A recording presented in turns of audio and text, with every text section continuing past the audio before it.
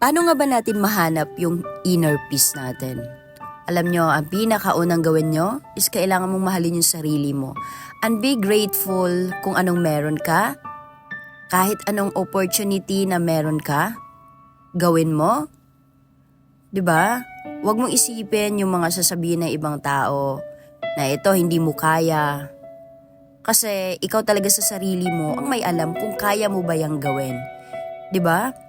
So, syempre, mahanap mo yung inner peace mo, lalong-lalo na sa mga taong nakapaligid sa'yo, na nagsuporta, laging andyan para sa'yo.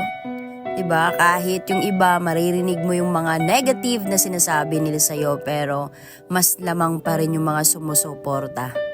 Yung laging andyan para sa'yo.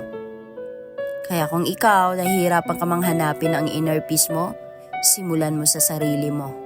Mahalin mo ang sarili mo para makamit mo ang kapayapaan na matagal mo nang hinahanap.